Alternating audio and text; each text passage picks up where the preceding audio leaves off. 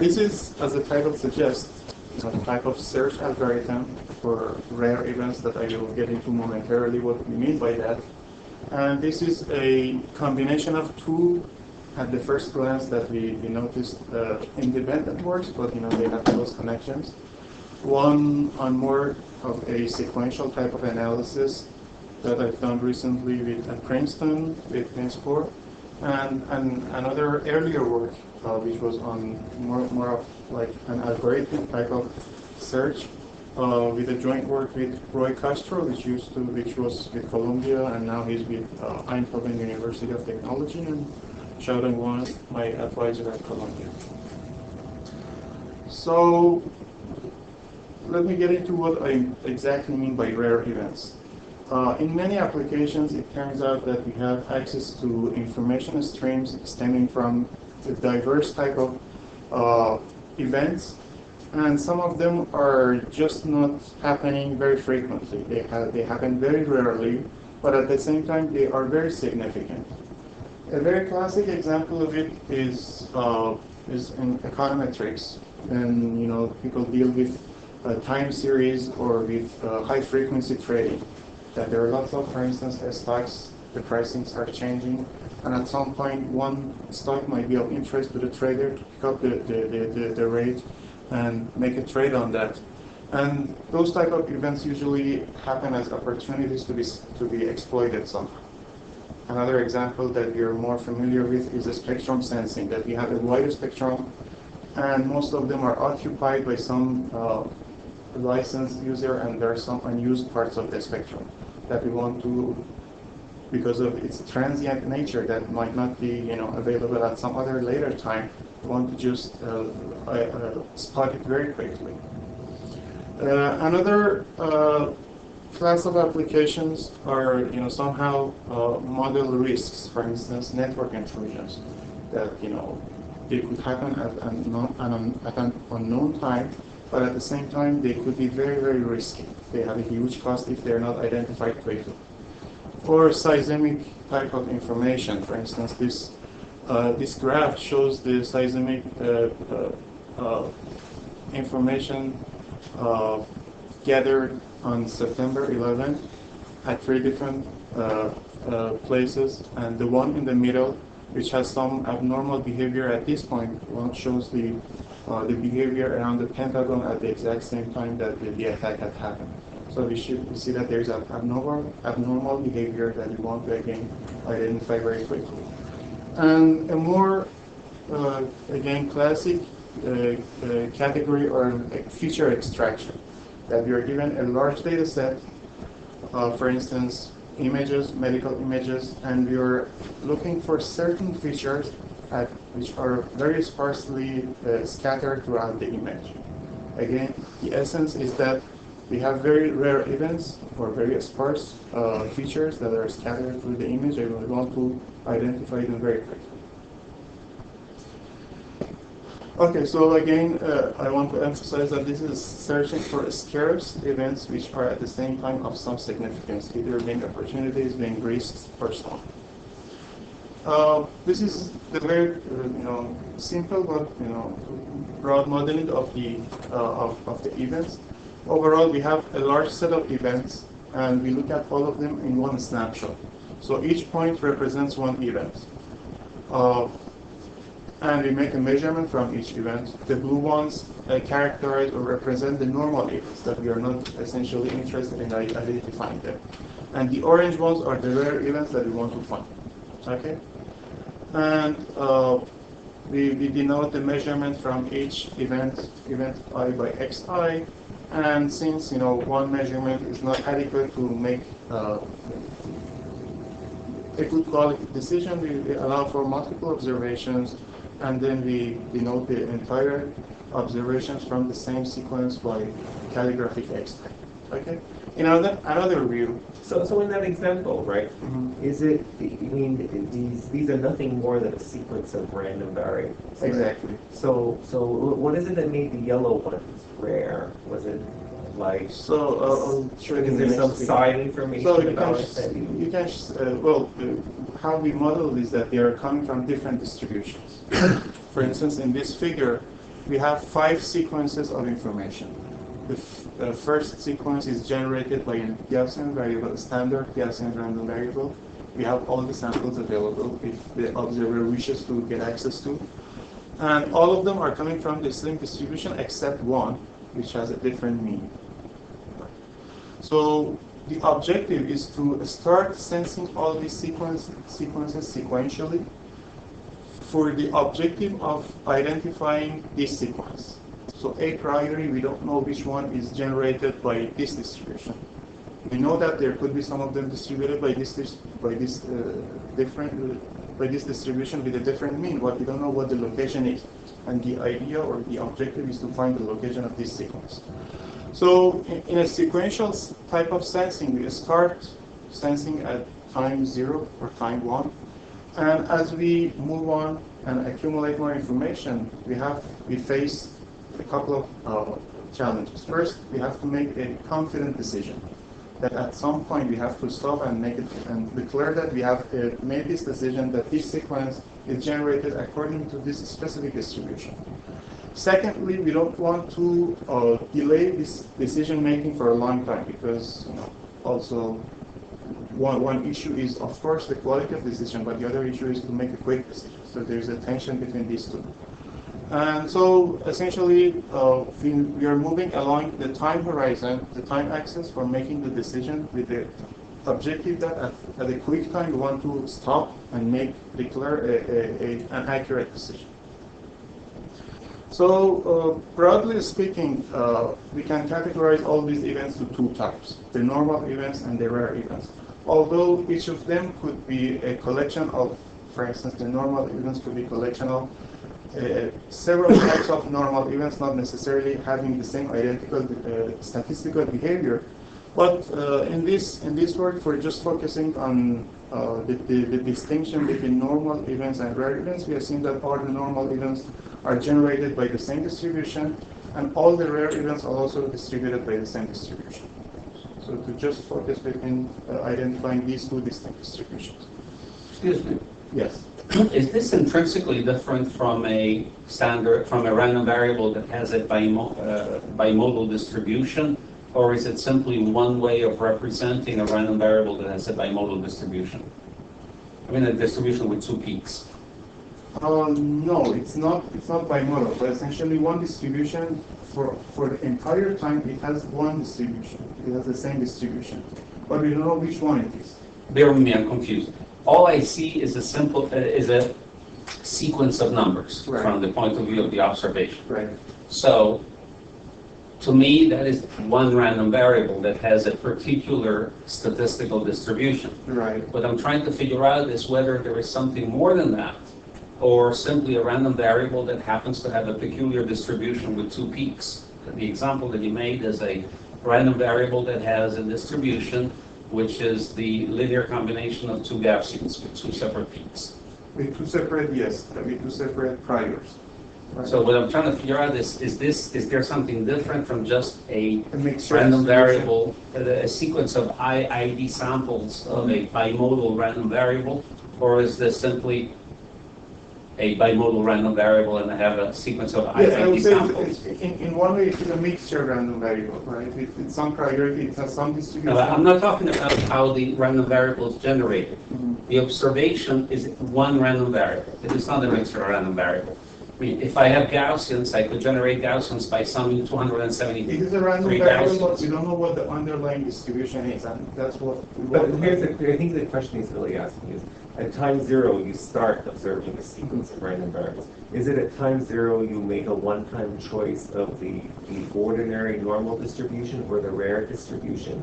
Or at every time step you observe a sample that's chosen with some probability from the normal distribution and some probability from the rare distribution? So we're at each time we are sampling a collection of the sequences. We don't know what that collection includes. We are hoping that that collection is including a lot of the rare sequences, but we don't know what is inside this collection of events that we are observing. So at a particular, when you say at a particular time you sample a collection, I'm not sure what you mean. I think it's the same thing. So Pretty much, yeah. So as I move Maybe forward, move forward. yes. So, I have a different kind of a question. I think where you are going with it, but in typical rare event research, what is assumed is that actually the rare event has a different distribution, but you don't necessarily assume that it has the same distribution. What is it? I think when he says rare, I assume when he said same, it meant that the samples from time to time are identical. Yeah, but the typical rare event research involves, or typically what people study is you have one distribution, and if your sample comes from another distribution which is not the distribution that you are expecting, that's a rare event. Now you are imposing an additional constraint that They're all they are all they have the same they have the same distribution. Yes, all the rare events, for instance, like Right. a collection of 1,000, we have 10 rare events. All those 10 rare events have the same underlying distribution.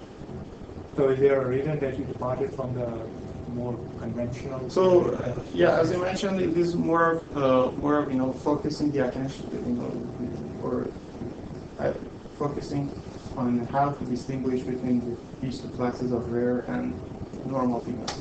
The generalization is not that hard, but as I move forward, I'm trying to show how the parameters, the unknown parameters, the different variances or different means of different distributions should be distinct so that we can make a reliable decision within a given time frame. So, if you try to put it in a classical hypothesis testing problem, we have access to these different distributions that are generated by one of the two possible distributions, F0 and F1. F0 is happening with a small probability, prior probability epsilon n, and the alternative hypothesis is that the normal events are happening with a higher probability. And we want to classify based on the observations what each of these sequences belongs to, whether to the normal category or to the rare category. And we have the type 1, type 2 type of errors. The type 1 error is the case that when the true hypothesis is the null hypothesis and we declare that it is a alternative hypothesis, which means that it is a normal event, or vice versa, where the true hypothesis is that the event is a normal event, but we declare it as a rare event. So the objective of this search is the following. So we want to identify one or more sequences generated according to F0, which means that the sequence which represents a rare sequence, such that the decision for making for the detection is minimized somehow, and some constraints on the quality of decision are satisfied. Specifically, we put constraints on the type 1 and type 2 errors. And clearly, in all of these type of detections, there is a tension between these two. On one direction, we tend to spend more sensing resources for making more accurate decisions. On the other hand, we are penalizing the time that we spend for making the decision. Essentially, we increase the delay. A brief background on how these problems are dealt with in the sequential analysis literature. So essentially, for the full recovery of the rare events, which means that we want to find all of the rare events and their locations. Essentially, the problem is formulated as minimizing the average delay in making this decision by imposing some constraints on the type 1 and type 2 errors. And the solution is the famous sequential probability ratio test. It has a very simple structure. Essentially, it is defined by a stopping time, which declares at the time that the decision-making process stops and makes a decision. And it works based on a simple cumulative sum of the likelihood ratios. As it observes information and accumulates information, it updates its Q-sum value and compares it with two thresholds. Whenever it is within a certain interval, it is uncertain to make a decision and continues to monitor more information and accumulate more information. And when it violates these constraints, these bounds, it will decide in favor of either of the hypotheses. It will declare whether the decision, the sequence under observation is a rare event or a normal event. Now, on the other hand, for partial recovery, we have a less strict constraints in the sense that now we afford to miss some of the rare events. And for example, if you look at the extreme case that we want to identify only one sequence, only one rare event, we have two types of relaxations. First of all, we don't have to make the decision for every single sequence. And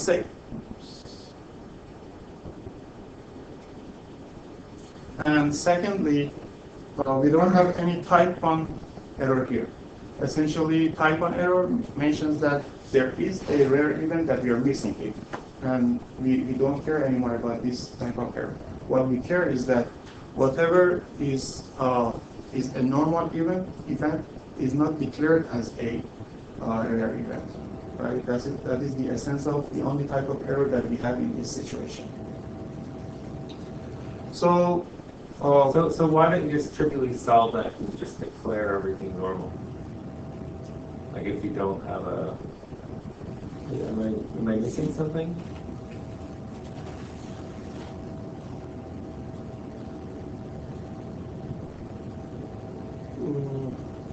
Well, what I mentioned was not pretty much accurate. So we have some constraint here, but what I was trying to emphasize was that we don't have to make this decision for every single sequence.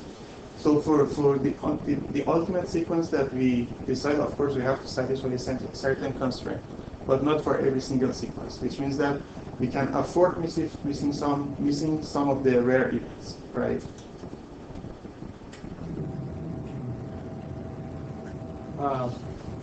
So I earlier commented, I think I know where you are going, and I take it back, I don't know where you are going. Can you, I think I now have the same confusion that Roy and John mentioned.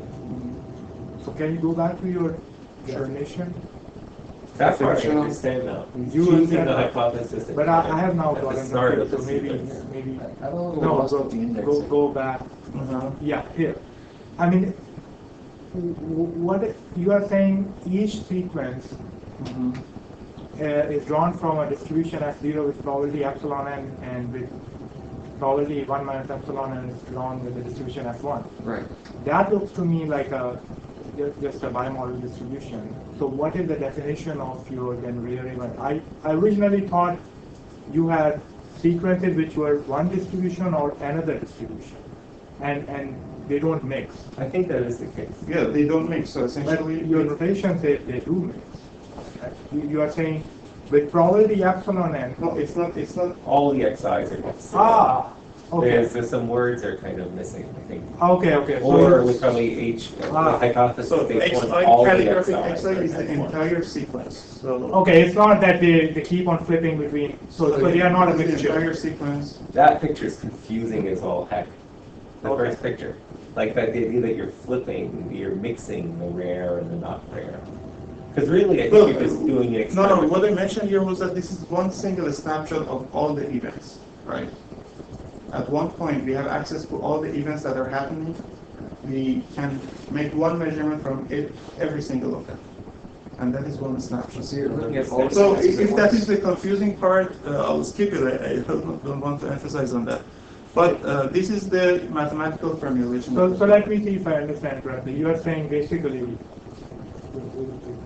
that xi with some probability takes a distribution and then sticks with that distribution. There is no When it takes a mixing. distribution, it is fixed throughout the entire observation. Okay. It doesn't change. There is no mixing within xi. There is no mixture. Okay. So it is just one. It is either distribution 1 or distribution 0, and when it is fixed for the entire observation. I know.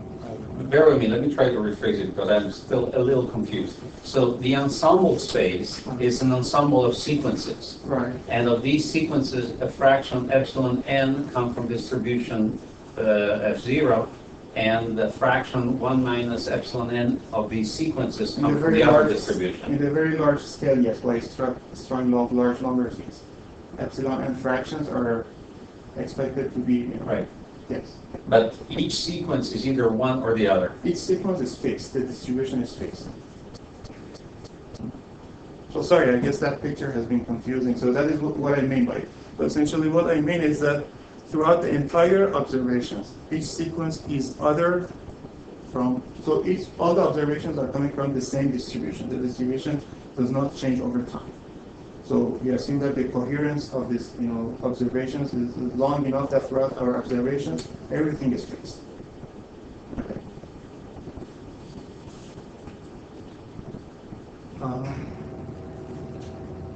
So wait, now let's go back to your rule. Let's see if we can understand this, make sure we've got this straight, because I think I said something stupid. So the probability that you declare the normal event, given the rare event, that you miss a rare event, you ignore that. Right, you don't mind missing rare events, some of them. Some of them, yes, but we are not fully ignoring it because at the end we are detecting some and we have to somehow incorporate the quality of that detection. I'll get to that, but what I try to emphasize here is that, the distinction between full recovery and partial recovery. In full recovery of the rare events, we have to make a reliable decision for every single sequence, right? We cannot afford to miss any of the rare events. Whereas here, and for that, we have to satisfy detection constraints for both type of errors. Whereas in the partial recovery, we afford to miss some of the rare events, right? So we have some sort of relaxation on the, first type of error. So am I wrong though? Isn't the trivial solution to this to always declare H1? I mean, then you get, if you always declare H1, then the bottom probability is 0 and it's less than beta, and you threw away the other constraint. Yes, you're right, but this is not the full characterization of the problem. Essentially, this part is also very important, so I'm ignoring these two together. So here I'm trying to say that we don't impose this constraint for every single sequence. For some sequences, you do have that constraint. For some, for the sequences that we essentially decide upon, we have some constraint on quality that I'll get into it momentarily. All right. But for the sequences that we afford to miss, we essentially, the reason that we afford to miss them is that we don't care about this. I understand that. Yeah.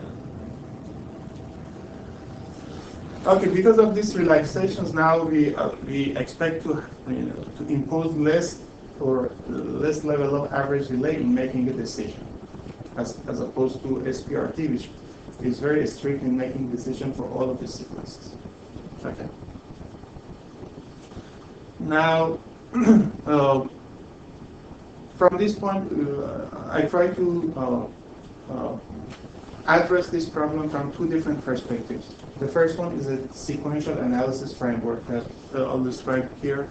So at each point, we collect a subset of the entire events. It includes some of the normal events, the blue dots, and some of the rare events. And at each time, we have to make three decisions. Whether to decide that we don't have enough information to make a reliable next step decision to make a detection or make a sequential analysis anymore.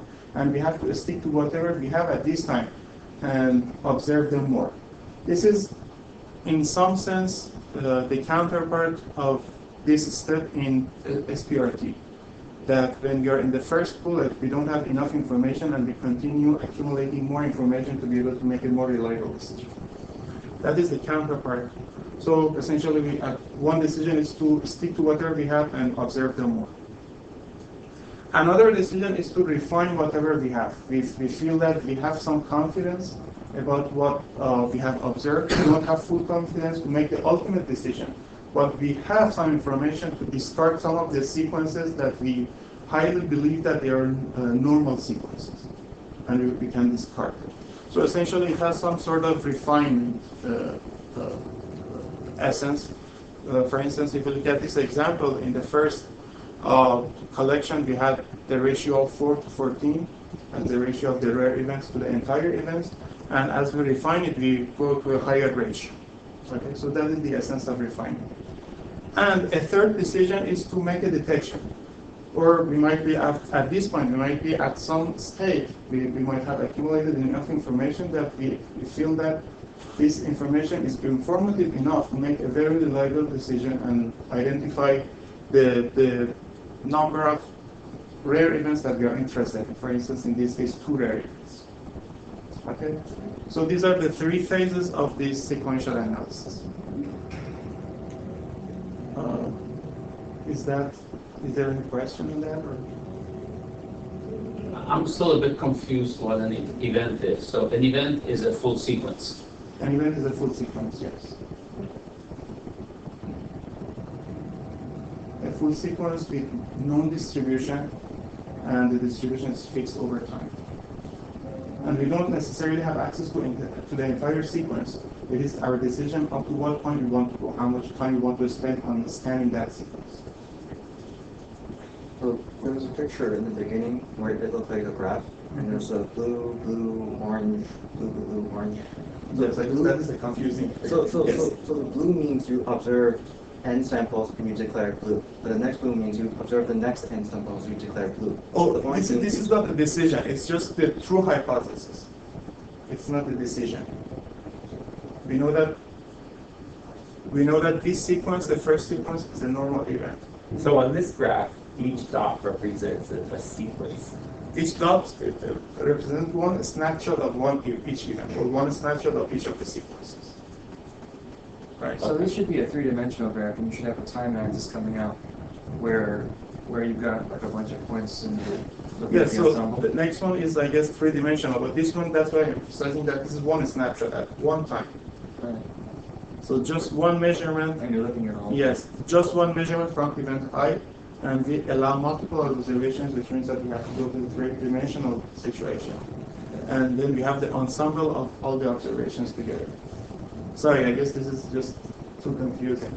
So basically here, the horizontal axis does not represent time. No, it is event. It is event, and you have the measurements of the events. You have 3 parameters with 2 axes. It's sort of hard to keep track. Yeah, maybe the next one is more descriptive of what the real model is. So the upper index in this picture is just the actual x-axis. Right. But you're observing all Yeah. 5 at a time? This way, or I guess, yeah. That's the next question. No, What do yeah, you observe at that a is time? what sequential analysis tries to address. That okay, now we have, for instance, all these 5 sequences. We know one of them, for instance, is rare, and we are allowed to make 100 samples. How do we want to allocate all those 100 samples that are our sampling budget across these 5 distributions? So we start sensing one sequence, we accumulate some information about one, we sequentially proceed to the second sequence, the third sequence, and so on. As we accumulate information, we want to focus the sampling resources on the more promising sequences. So maybe at some point, we declare that, okay, this sequence, we are... So in the spectrum sensing, that's good. But so You you're have several saying bands, you- you have 5 bands. Mhm. You have 5 bands, Right. and one of them is occupied. Right. Would that be an example? And But- you're looking at all 5 bands, But you're sampling sequentially from so each we sample the sequences by one. We don't sample them all together at the same But time. you can jump from one sequence to another. Yes, with the cost of more computational. Frederick, I think that if I understand correctly, a good analogy would be in astronomy. Let's say you're observing 100,000 stars, and only 1 in 1,000 of these stars is special. Right. But you don't know which. So you start by observing all of them, and you do one observation of each and every star, then another observation of each and every star. And of course, you're wasting resources if you're observing stars that are not special. So at some point you decide, okay, this star is not special, I'll stop wasting resources on this star. I'll focus on this subset of all the stars. That strikes me as a Yes, that's a very good description for this figure. So essentially, at each time, we have observed some sequences. I'll get to the point that how they start the sequencing, but just assume that at each time, you're sampling some of the frequency spectrums, for instance. And based on that, we make the decision in the refinement action that some of the sequences or some of the spectrum bands are not promising, and we discard them. Okay. But when you do these this set of decisions in time, in the sense that at some point you actually discard a sequence permanently, Yes, yes. or do you say no, we will work on some other No. sequence and maybe we will revisit this one later? No, that's a very good question. So whenever we discard the sequence, we discard it permanently. We don't go back to it. Okay. Okay. Because you are, yeah, if you are not assuming that the distribution is changing over time, then you don't want to go back to that. Well, other ones then give you kind of crappier results, Yes, right? You go back to the optimal solution actually is what Professor Yates is mentioning. So it's better to always keep the option of going back.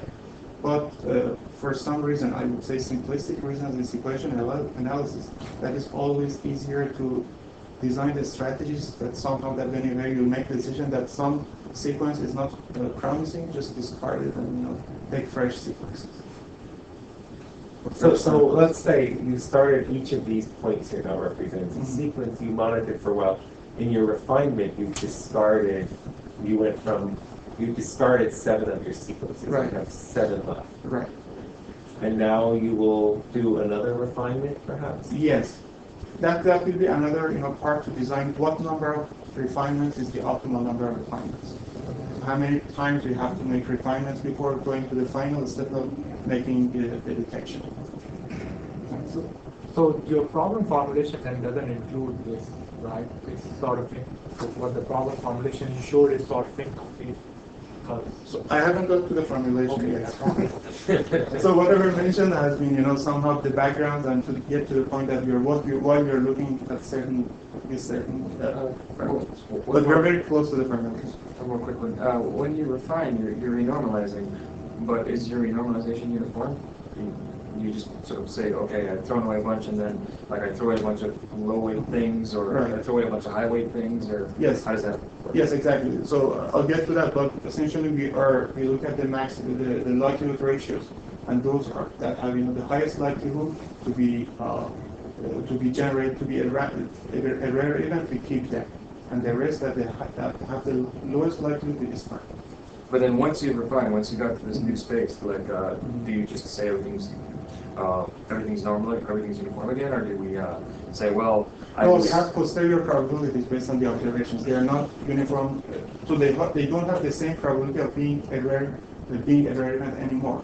Based on whatever we have observed, we have the posterior distributions which are with high probability difference.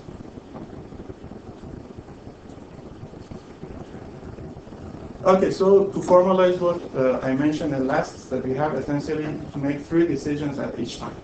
Either declare that we have enough information, we want to make a decision, which means that we go to the detection phase, or we declare that we don't have enough information, we cannot make any statement about whatever we have observed, and that is what we call that we monitor the same sequences more, and that is the observation state. And then we have the refinement step, which is somehow between the two other phases or actions, in a sense that we can infer something about the sequences, but not with not a high quality that we can make the ultimate decision. So essentially, based on these observations, we discard a fixed proportion of the sequences, which is alpha proportion of them, and we discard 1 minus alpha proportions of the sequences which have the lowest likelihood of being generated as a rare sequence, and we keep them for further monitoring. Okay? This was the confusing part. I'll skip it. So for designing the sampling procedure, we have to design 2 essential parameters. One is the stopping time. This is the time that we want to stop and say that, okay, this is the time that we want to make a detection and a reliable decision. And the other one is the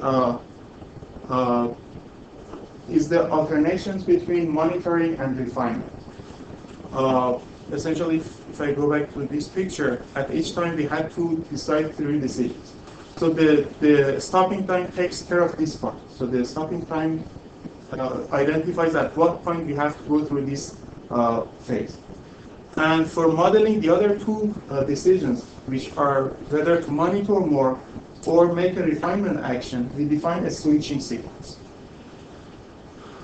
Switching sequence, it maps the time, the time indices from the first time to the stopping time to a binary output, where one of the binary outputs, for instance, the 0, 1, models the observation decision, which means that whenever the switching sequence is 0 at point t, at time t, we retain the same set of subset of events that we have observed, and we monitor them more. And for the other value of the switching sequence, which is when the switching sequence is 1, we decide to refine whatever we have observed at the current time. Okay. So when the switching sequence is 0, we are retaining the exact same subset of events, and we monitor them more. And in the second case, we select a subset of it. Essentially, we take a refinement action. We get a subset of it, and we further process this subset. And at the very end, we have the detection phase. That we have the sequence, and we feel that we are confident enough to make the decision. So in between stop attempts, you collect an equal number of samples from each sequence. At each point that we are performing observation, we take one more sample from each event. Right. Yeah. So if the optimal decision is to make 2 samples, it means that we will be operating observations 2 times. And then you have a stop that you cross. So for each candidate sequence, you could have an error this way or that way. Yes. Well, for each candidate, he carries around the probability that it's the rare. Yeah, so what I'm saying, like when you detect, you could have some new ones there too. Yes. This is the very ideal situation. Of course, we have It's not even ideal because you missed. Yeah, but he didn't mind that. Well, the objective was to detect 2, for instance, in this situation. Right. So it is the partial recovery. We don't target to identify all of them. Right. So you don't have to identify every stop that will make you rich. You just need to find 1 or 2 out of the It's like 8 or 10 it's a each year. spectrum sensing. Find the band. Find the band that you can use. Money versus that. Okay, so now here I'm trying to incorporate these switching sequences into the formulation of the problem.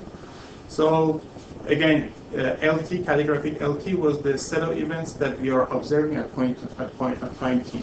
And when I said that we are observing them, it means that we take 1 sample from every single of them. And we define another parameter st, which is the last time prior time t that the switching sequence has happened, which means that we have switched to, and we have taken a refinement action. I'm defining it for the following reason. Essentially, between every time t and the prior value of st, all the sequences, we are sure that they're generated from the same distribution, right? So based on that, we can formulate the likelihood ratio based on the filtration that we are generating. And I'm just putting the likelihood ratio value here so that later I work with this parameter. It's just for the notational convenience here. And based on these definitions, we formulate the actions as follows. So at the stopping time, when we want to make the decision rule is we can show that the maximum likelihood decision is to identify the smallest elements of these sets of all likelihood ratios of all events that we have retained up to the last detection phase. So we have the original sequences, we make refinements, monitoring refinements, and at the end we have a collection of rare events and normal events. And out of this collection, the maximum likelihood decision provides that we have to find the elements that have the smallest likelihood ratio. Okay, so that is a detection. And when we are making a decision for further observation, it means that we are updating the likelihood ratios according to the situation. This goes back to the question that after each monitoring, we are changing the posterior probability that each event is either rare or not. And as the third action, the refinement action, essentially, for refining, so as I mentioned, we keep the alpha portion of the sequences that have the highest likelihood of being a rare event, and we discard the rest. And that's essentially, again, the same thing as the detection part. We retain the smallest elements of the entire set of the likelihood ratio values. Okay? So this is, I would say, the formulation of the actions. Is there any question on that? If you have one ball versus 10 balls, is there any additional? You have one blue ball or one colored ball, and you don't know the color. So at the end, the alpha is just going to find the orange balls. But is there any additional efficiency of having more balls? You mean identifying more number of? Like if I just have one ball and it's either blue or orange, and I discard at the end, it's either going to be one ball or 4 balls. What do you mean you have only one ball? If I have one event, if I'm sampling from one sequence, is there anything? Do I get any additional computational efficiency by having many balls, many events, sampling from many events? I don't quite understand the question, but I guess we never faced that situation that we have only one ball for one event. So we have in a large scale class of all the events. We refine it, but even at the very end, we have a big collection of them, and we have to make a decision. I think the generalization of this question will be: do the number of events matter? If they get higher and higher, do they help you in any way? When you are starting off, sure, yes. What is the significance of the number of events that you are starting off with? Yes, it's certain. That is important. The denser the rare events become, of course, we can make a reliable decision, right? So that will come into the picture, how we incorporate the density of the rare events. But yes, if that is the question, sure. As we increase the rare events. Yeah, I think it was. I guess it was getting to the point of what's the advantage of ever refining. So I guess the advantage of ever refining is that you're increasing the density of rare events. Yes, right. That is one advantage, and the reason that is an advantage is that at some points with some measurements, they are not of a good quality that we can, by them, we can make a good decision whether whether a sequence is a rare event. But that is good enough to discard some of the events that we are almost sure that they are normal events. And the reason is that we have a lot of normal events. So there is a good chance that with some rough observation or with low quality observation, we can discard some of them. So I guess that goes back to what I was asking before. Like when you refine, then so let's say prior to refining, you had something that you were maybe marginally sure that it was rare. And then when you refine, now you're pretty sure it's rare because you just threw away some things that weren't. Which would mean that the distribution for the... We are hoping that we get, all that we hope after refinement is that we get a higher density of rare events. For every single of them, after one further observation, we might get to the point that at that point we feel that no, that is not a rare event, that is actually a normal event. So, but overall, after collecting all of them, we hope that the density of them increases after refinement. So somehow maybe you're going to some kind of performance metric that is related to the total amount of work you do, the number of samples you observe. Right. Yes. That's exactly the direction we're going to go.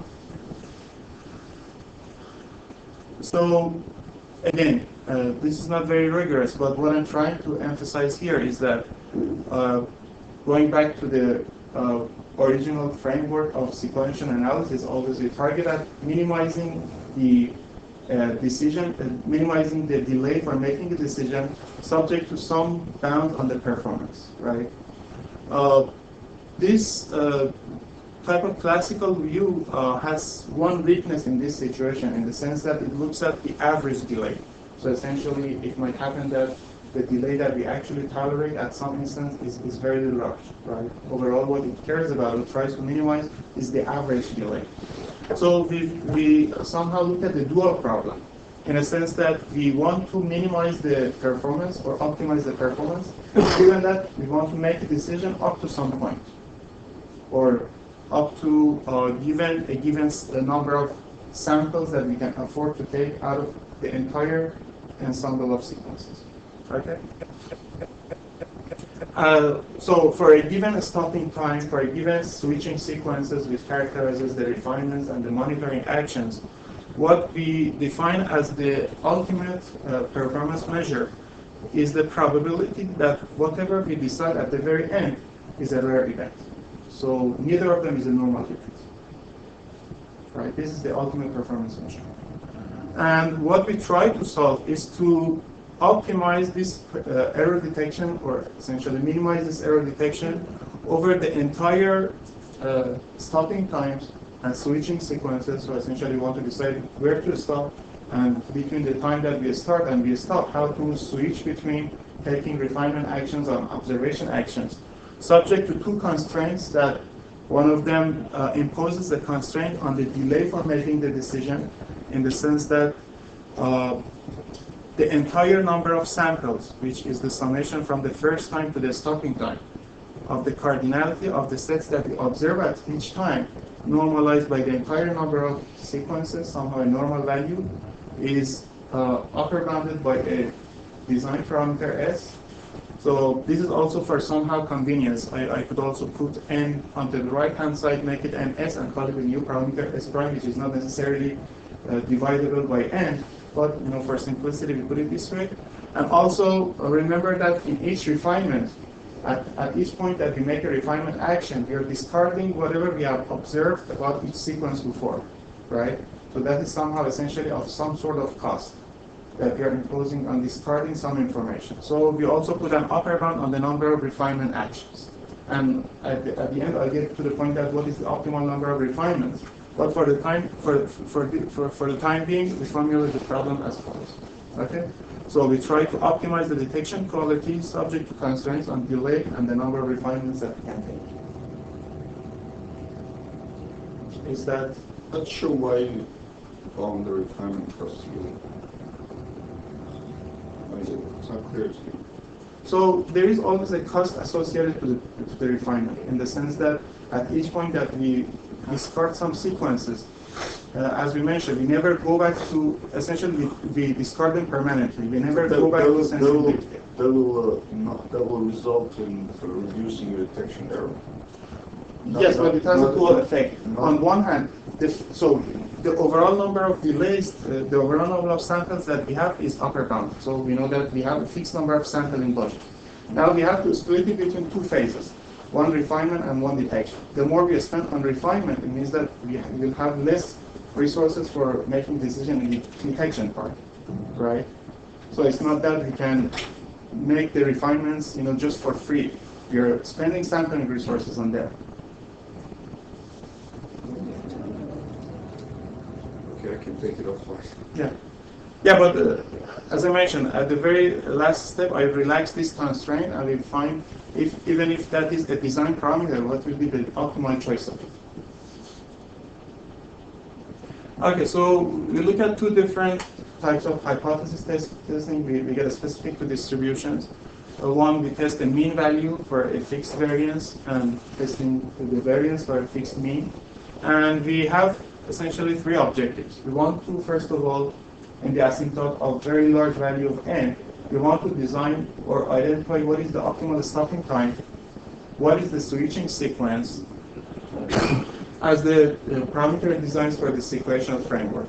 And also we want to find how the error probability approaches to zero, and in the case when it approaches to zero, how distinct the unknown parameters should be. For instance, what should be the difference between the mean values, or what should be the ratio between the variances, such that at the end we guarantee perfect recovery of them, or we guarantee that these sequences are perfectly distinguishable.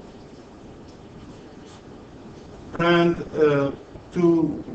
at the end, to evaluate what are the real gains of this sequential analysis, we compare it to a non-sequential scenario where we don't have essentially the refinement action. We have simple observations, and ultimate detection.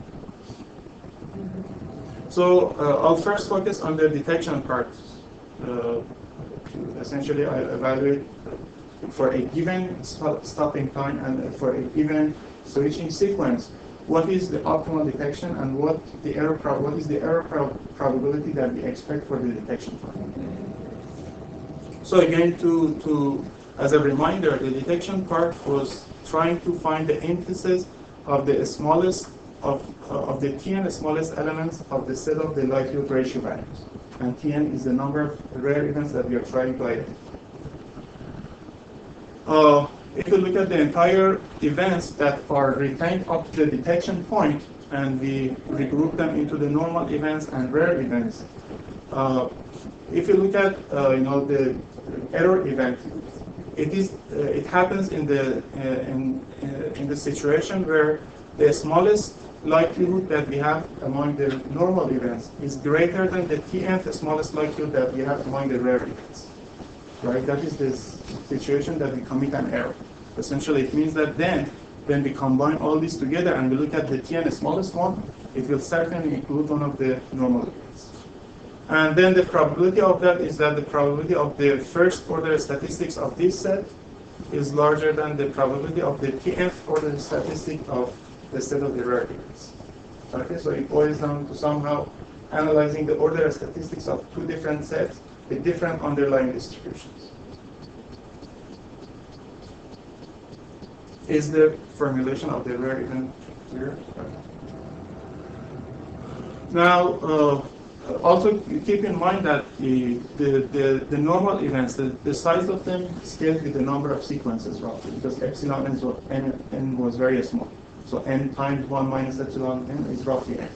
And the number of the rare events scales with n to some power epsilon, which is between 0 and 1. Again, it is approaching to infinity, but with a much slower rate. Okay, I'll provide some results on asymptotic order statistic. Essentially, here we are looking at the first order statistic of a very large set of sequences. If you look at a given set of random variables y1 to yn generated by the same distribution IID and so on. Okay, so the CDF of the rth order statistic is given by this equation, and for the extreme case of the first order statistic, we have this simple equation. This is easy to see.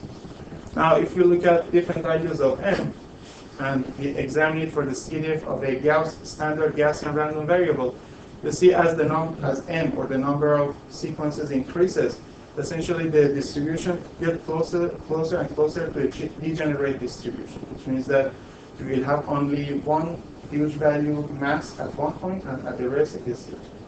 Okay? So essentially, at this case, the distribution is not that informative. We have all the mass at one point, and the analysis becomes intractable. So, as a solution, we provide the following somehow trick. We define an affine transformation of the original random variable through some parameters a, m, and bm, which scale with the number of random variables that we have, and we define a new random variable w.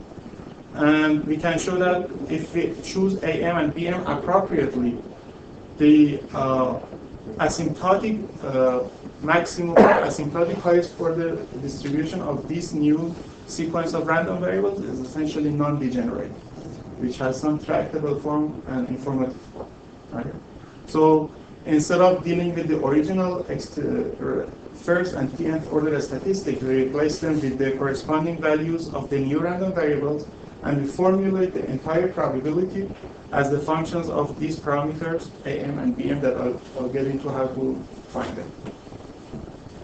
Okay, and this is also a definition that we, for given sequences of a, m, and bm, we say that this distribution with parent distribution G belongs to the maximal or minimal domain of attraction of the new distribution L when this property is satisfied. So if I want to again summarize what I've done, here we have we know that analyzing the probability of the error events relies on analyzing the distributions of these two random variables. These two random variables have non-degenerate distributions. The analysis is in track.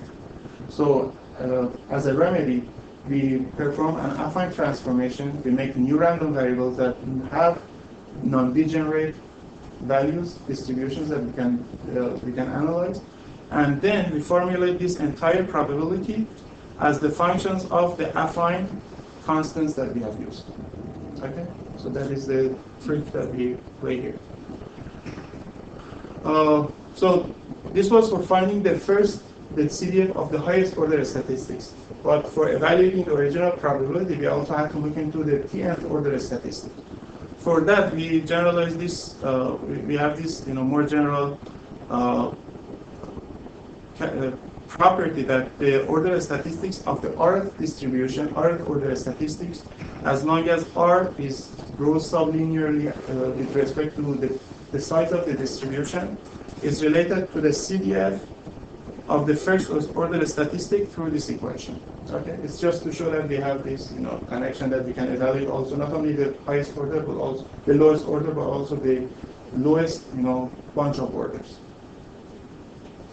And for testing the mean, this is the characterization of the Gaussian random variable. This is the busiest slide.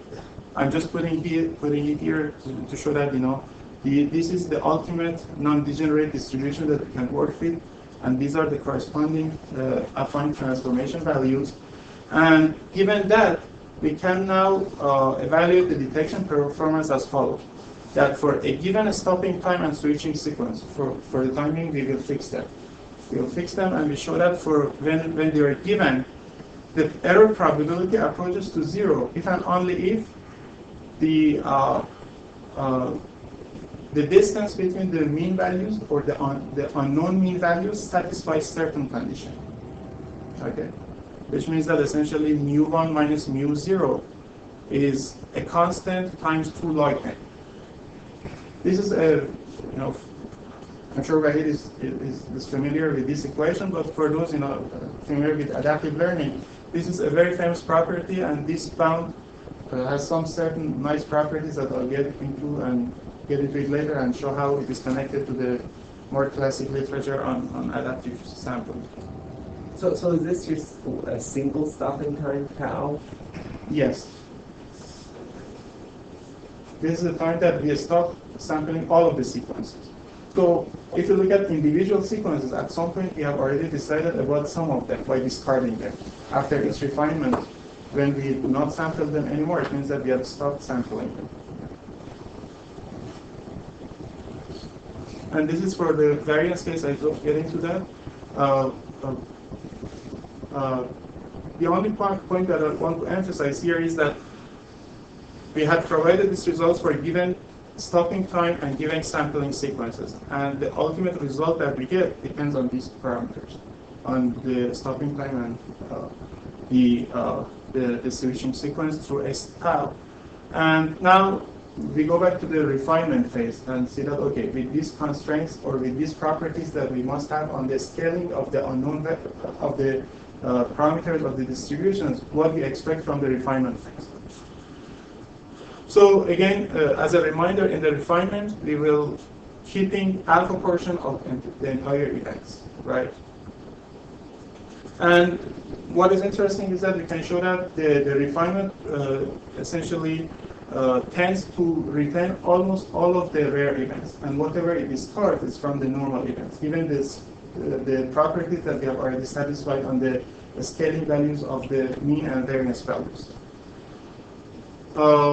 And this is why this happens. So essentially, if we formulate the performance of the refinement phase, and we identify how many rare sequences we identify after each refinement, we will see that the entire number of rare events that we keep is related to the original number of rare events minus a constant k, which was the number of refinement actions.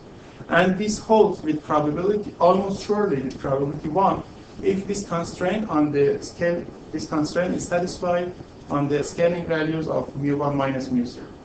And if we compare it with what we had originally as a necessary condition for forcing the error probability to go to 0, we see that this original scaling is much stronger than the property that we have here, which means that satisfying a perfect detection will satisfy the condition for the refinement action to retain almost all of the rare events. So what I'm trying to emphasize in this slide is that given these properties that we must satisfy for perfect detection, we are already forcing the refinement action to discard at most k number of rare events, a very finite number. We observe the same behavior for the variance testing case, where we have certain scaling law for the ratios of the variance for having the refinement action to retain almost all of the rare events, and the original scaling that we have for the ratio of A1 to A0 is much stronger. It's the red curve compared to the black curve, which means that again, requiring perfect detection will force the refinement procedure to retain almost all of the rare events. And now, having these scaling laws, now we can go back to the design of the switching sequence and stopping time. So essentially, what we can show is that the switching sequence is of this form, that all the we perform all the refinement actions at the very first steps. So we get the original set of sequences, we perform a refinement, then without further observation, we perform another refinement and so on. And after making all the refinements, we start all the observations actions together. Okay? So essentially this becomes the procedure. We have the original set, we perform refinement, and possibly performing k times, where the optimal number of them is given by this equation. And after performing all the refinements, now we start collecting all the information together. We start observing, monitoring more and more and more, up to the stopping time, which is the time that we have to make the detection decision. And that's where we make the detection decision. And these are the close forms for the stopping time. And the part which was unknown on the scaling part that I mentioned earlier is given by this equation. Okay, now what is the gain? So far we have put it in a sequential analysis. Of course, we expect that we improve upon the delay in decision making, but is it at the end of the day worthwhile? Are we gaining a considerable gain at the end of the day or not? So to quantify the gain, we compare it to the non-sequential sampling, where we have just the monitoring phase, we accumulate information all together, and then based on all the accumulated information, we make a detection.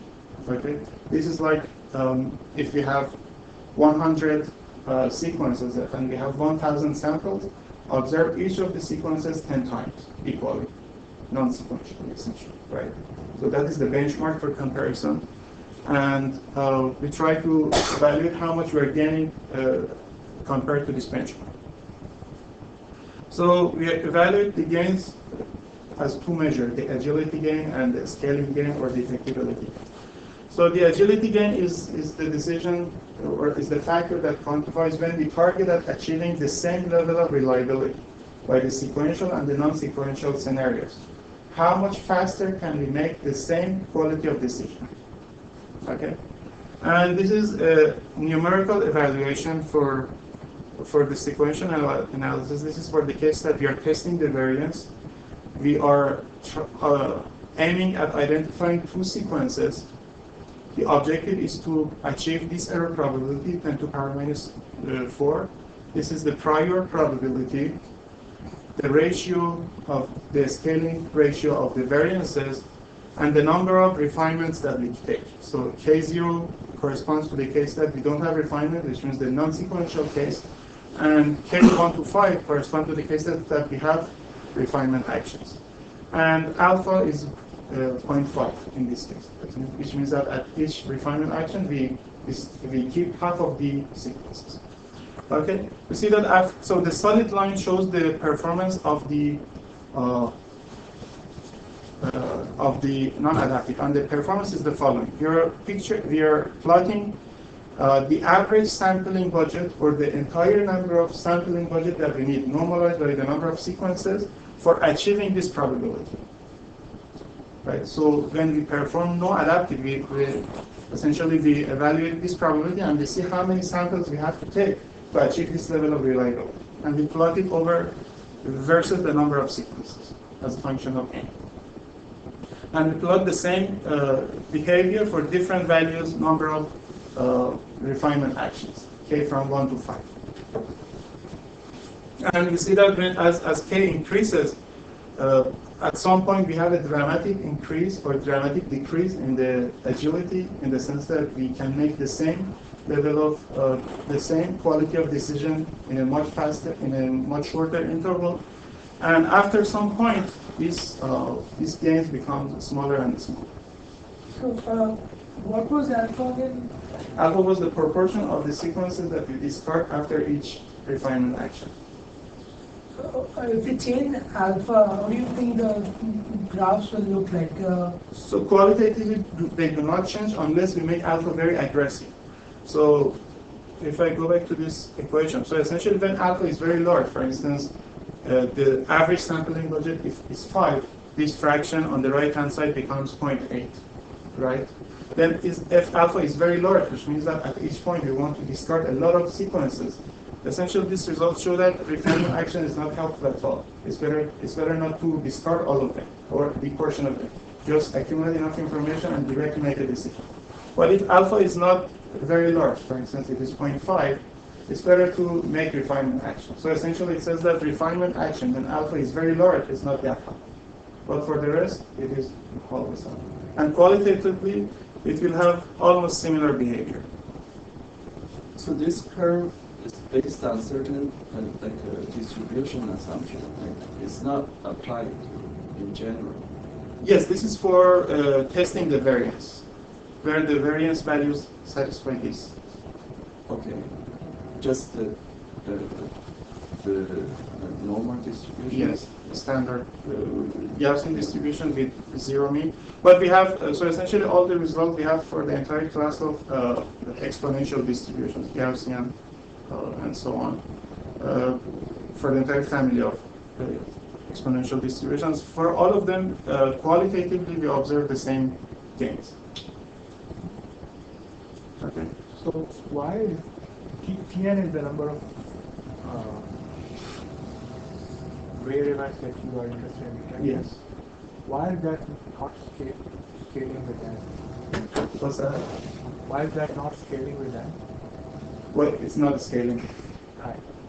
Well, it could be a scaling as long as Tn scales sublinearly with the number of the rare events. No, in this simulation, is the Tn scaling with that? It's not a fixed bit, but it could be a scaling. Which means that when you have n large, then actually you're missing a lot of rare events. Yes, but let's keep in mind that even at the very large value of n, the number of rare events is not that much. So look at this probability. So overall at 1,000 we'll have like the third root of 1,000. We'll have roughly 10 rare events, right? So the number of rare events constant. So, and the number of rare events for this analysis to hold true is that Tn should scale sublinearly with the number of rare events. So if it is 10, it should be much smaller than 10 so that this framework works. Right, so I was just saying, but you didn't make it scale. I mean, I understand in this setup, the numbers are so small that it doesn't make sense. Yes, that's exactly the point. So, but in general, yes, you're right. It should be a scale so that we have a fair comparison. So for each observation, you don't have the mix of sampling from different events. Do you have a mix of sampling, or you have separate? So each observation from each of the sequences, it's not a it belongs to one, either normal or abnormal. Yes. Yes, They're not mixing. They're not mixed. Yes, and they stay unchanged throughout the observations.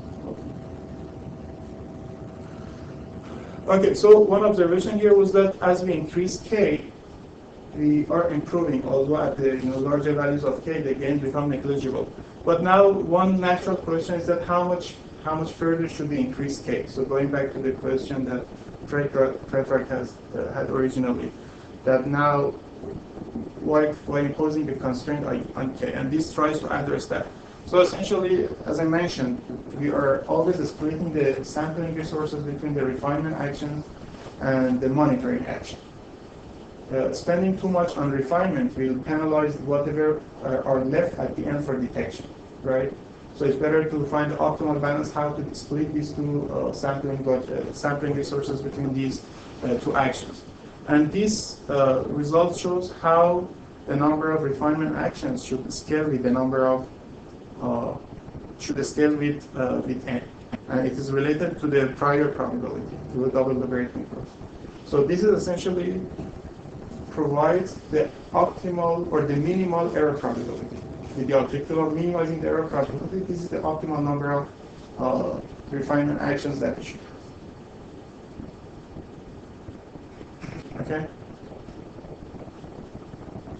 And also, so this first result shows how many actions we should have. But again, if you look at this graph, also the performance seems to be saturated as k increases. And we also have a bound on what is the ultimate performance that we can expect from refinements. And essentially, we show that the agility gain, which is the ratio of the sampling budget required by the non-sequential to the sequential scenario, is upper and lower bounded by two terms, which essentially meet at the large values of k. So when k is large enough, the agility gain is not bigger than this value. And it is exactly this value at the asymptotic of very large number of refinement actions. Okay, so this also provides the performance bound for agility. And the other gain, for another interpretation of the gain, is the detectability gain. If we depict the regions of the values of Rm, which we define as this ratio of the difference between the mean values, we normalize by square root of 2 log n, and we picture and we plot it, we see that for the we observe three regions essentially. One region is the one that both non-sequential and sequential scenarios success in detecting the sequences of interest. There is a region in between which only the sequential approach success, and the non-sequential approach always fails, which means that the error probability is bounded away from 0. Okay, and there is a third region, which is the red region, where both of them fail. Okay, so essentially the gain becomes this intermediate blue region, that the non-sequential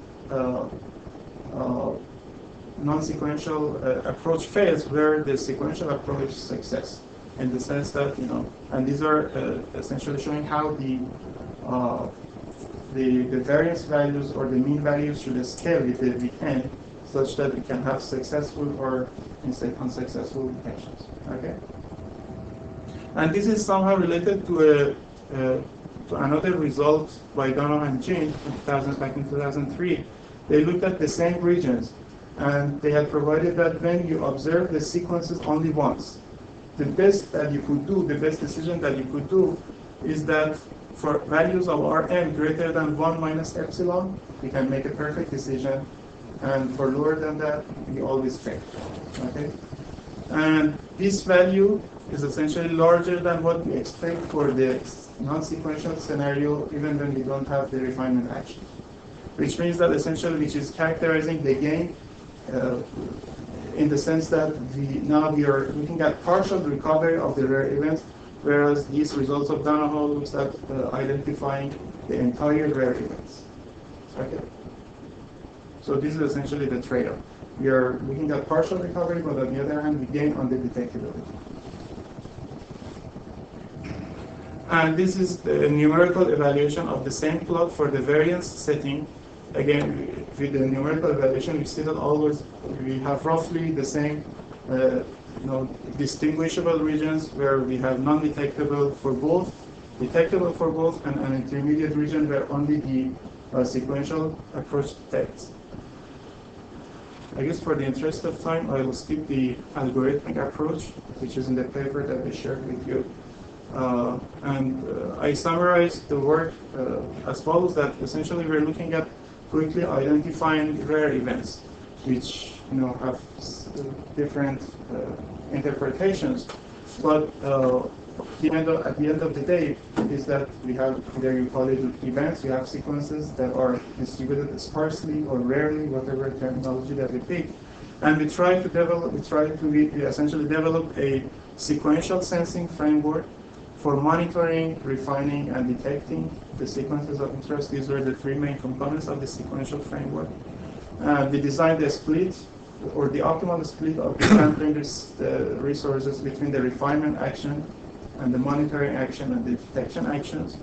And if the focus was on Gaussian distributions, and we tested the mean values and the variance values, we found the scaling values of the mean or variances for guaranteeing perfect recovery of the perfect partial recovery of the rare events, and also we identified the sharp characterization of the regions for which, in which one of them, some succeed in perfect recovery, some are always guaranteed to have error performance bounded away from zero, and we compared the gains against the non-sequential scenarios where we sense all the sequences equally.